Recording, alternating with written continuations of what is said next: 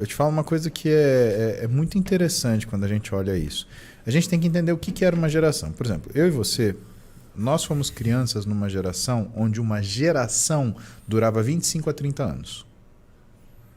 Ou seja, nós, eu e você, com 10 anos, a gente sentia a diferença do peso mais do que os nossos pais, né? Dos nossos tios mais velhos. Era o cara de 43, né? De 40 anos que tinha essa diferença da gente. Aquele tio chato, né? Nosso pai, sei lá, tinha 30, 35, né? E aquele tio chato lá, moleque, ai, eu não gosto do meu tio. Não, vamos lá na casa do seu tio. Ah, puta que saco, aquele nosso tio de novo.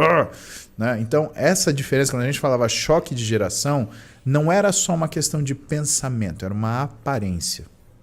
Por que hoje é mais difícil? Porque hoje estima-se que uma geração, Renato, ela tem virado, por causa da velocidade de informação, e esse é um dos grandes responsáveis, a cada 7 anos. Isso quer dizer que, por exemplo, já existe um choque de geração na minha casa. A Clara com 12 e a Duda com 18. Olha só. Que louco, cara. E a gente tem... E por que tá tão ruim, tá tão confuso e tem tanta violência no sentido de agressão?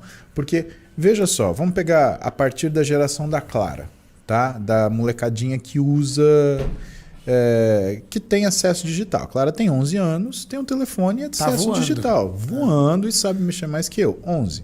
Beleza. Qual que é a próxima geração? 18. E a próxima? 25.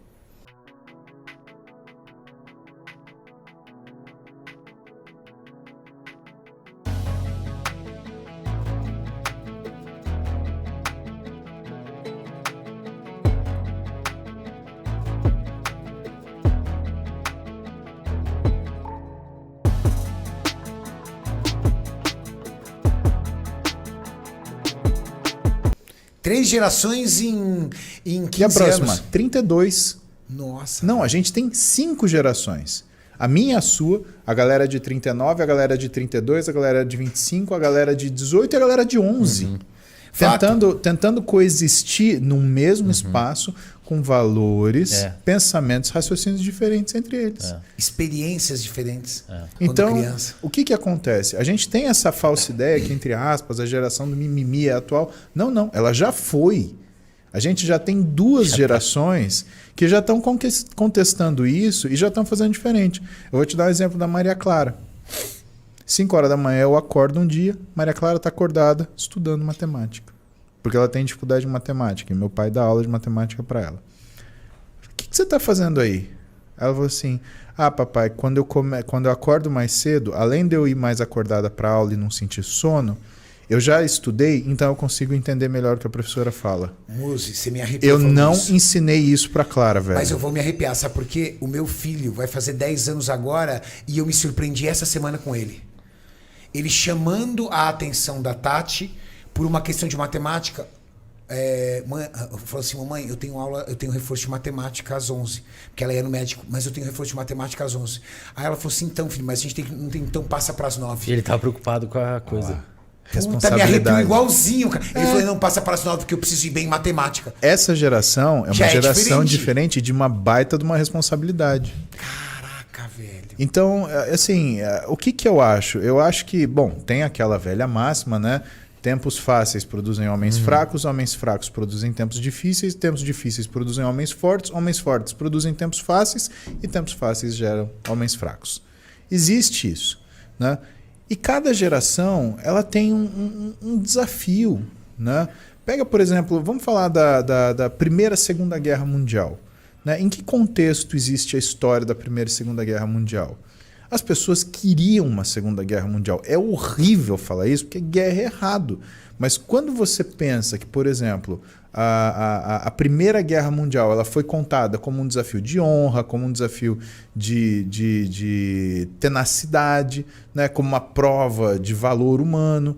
Né? O que aconteceu com a geração logo depois? Falou, pera lá, eu também preciso de uma prova de honra e tenacidade. Quanto tempo entre a Primeira e a Segunda Guerra Mundial? 30 anos. Uma geração. Teve a Segunda Guerra Mundial. E aí o planeta foi devastado. Aí o pessoal falou, opa, pera lá. Então guerra não é um negócio né, tão bacana. Não é uma aventura, a pessoa morre. Né? Por quê? Porque morreu muito mais gente, porque você tinha maneiras muito mais eficientes de matar. Então, às vezes, não tinha combate, tinha morte.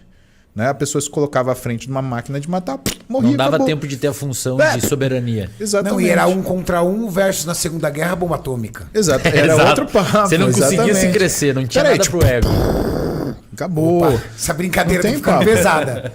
E aí tiveram algumas outras guerras de cunho político. Então, Guerra da Coreia, Vietnã. Revolução Francesa. Muito antes a Revolução Francesa. Mas, por exemplo, logo depois da Segunda Guerra, depois da a Segunda gente Guerra. teve. Guerra do A Golfo. gente teve exatamente, que foram o quê? Foram as guerras políticas, criadas por Econômicas e presidentes políticas. porque eles precisavam de uma guerra. E isso o próprio Reagan falava. Né? Todo presidente precisa de uma guerra para se estabelecer nos Estados Unidos. É pior que... Ué, o Bush pai e o Bush filho tiveram a guerra. Né? O Bush filho foi a Guerra do Golfo. Né? Sim. E aí, isso daí parece que acalmou com o Obama, mas mesmo assim ainda teve um estresse no Oriente Médio. Né? E a época do Trump foi a época que ele começou a dissuadir conflito, porque ele entendeu o quê? Que, cara, custa caro. Guerra é gasto de dinheiro. Não é, o que eu vou fazer com o território destruído? Eu vou ter que ajudar a reconstruir. Pega a Segunda Guerra Mundial de novo. A Alemanha. Quem que financiou a construção da Alemanha de novo? Foi os Estados Unidos, cara. Quer dizer, é uma burrice. Você vai lá, mata todo mundo, destrói o negócio, aí você paga pro cara consertar. Né? Tô com raiva do meu vizinho que me xingou. Eu vou lá, destruo a casa dele, ele me processa, eu pago a construção e ainda dou uma grana para ele. Sabe? Guerra é uma burrice, na verdade. Né? Então, o que acontece? Né? O que a gente observa nessas situações? Cada geração tem seus desafios. E a nossa geração que começou a conhecer o que era o desafio digital, cara, vai ver como é que é a nossa postura no digital. A gente tem uma postura forte. Por quê? Porque a gente ainda acha que a gente está falando para duas pessoas, que é essa. Eu acho que eu estou conversando só com vocês. Tem milhares de pessoas assistindo o nosso papo de bar. Né? E a Roberta vira pela terceira vez. A Roberta vira e fala para mim: cara, tem gente assistindo. Cuidado com o que você fala. Não pode falar as coisas assim do jeito que você fala. E assim, a gente é muito duro. A geração que vem logo depois, que é o que é chamado mimimi, né? Por que é chamado mimimi? Porque eles cuidam da oratória. Então eles querem o quê? Eles notam que assim, precisa existir um senso estético, né, dentro daquilo que a gente fala, do jeito que a gente fala. A geração que vem depois, ela fala assim, precisa existir senso estético, mas você não pode ser um bundão. E a que vem depois, a dos 11 anos, fala assim, precisa um senso estético, você não pode ser um bundão, só que você também, né, tem que ter uma atividade geral, você não pode ser só aquilo. Cara, eu vejo, às vezes, a Clara na cama, ela tá falando com uma amiga dela por videochamada. Eu odeio o telefone. Cara, a Clara, ela conversa com essa amiga dela por videochamada a noite Meu inteira. filho também. É engraçado, Meu, né? é impressionante. Eles Ela tá conversam com por videochamada. A gente não sabe o que é conversar por videochamada. Você faz não videochamada? sabe. Não existe isso. Pra mim não faz o menor sentido, Nem aliás. eu, não faz o menor sentido. Né? E, aliás, eu não quero ver a pessoa e não quero que ela me veja, porque às vezes eu tô nos momentos que não dá para abrir a câmera, que é a hora que eu tenho tempo para falar com os outros. Os nossos filhos na casa dos 10, 11 têm esse hábito. Meu filho, por exemplo, liga pro avô dele via videochamada. E o avô dele deve ficar puto da vida. É avô, né? Avô nunca fica puto. É verdade. Fica feliz, fica Ele fica feliz. procurando o botão. Ele apanha, né? Ercília, onde que liga aqui? Essa porra aqui que o Thales tá me chamando. É que meu avô é bem. O meu sogro é bem garotão, né? Assim, né? Ele tem 50 e poucos anos e ele é bem descoladão. Nossa, ele é jovem. Mas ele assiste, mas ele liga por videochamada. Ele liga pros amigos dele. Esses dias eu cheguei em casa. O Thales estava conversando com o amigo dele via videochamada, é verdade. Eu não tinha reparado isso. E multitarefa. Pode ver que o Thales nunca tá fazendo uma coisa só. Ele tá falando com o amigo dele, jogando videogame e respondendo a mãe. Exatamente. A Clara, ela tá com o negócio de videochamada aqui, pipi, no iPad dela, jogando o joguinho com as outras amigas que estão jogando com ela, a TV ligada e falando com a Roberta. É isso. Aí eu entro, o que tá acontecendo aqui? Aí ela já sai desligando todas as coisas. Isso é uma das coisas que muita gente hoje acha que tem TDAH também, porque faz muita coisa ao mesmo tempo e às vezes fica com déficit em alguma das coisas, né? E aí acha que tá com um problema de atenção, Na verdade, não. Você está fazendo muita coisa ao mesmo tempo. E aí, eventualmente, sua atenção fica difundida, né? Ela só não quer prestar atenção para aquilo lá que você tá pedindo, né? É. Você está fazendo muita coisa, né? Você está falando com sua amiga, tem uma TV ligada, tá prestando atenção no que está acontecendo na cozinha e tem a sua tarefa de casa. Não é que você está desatento com a tarefa de casa. Tem muita coisa pegando sua atenção. Tá difundida só.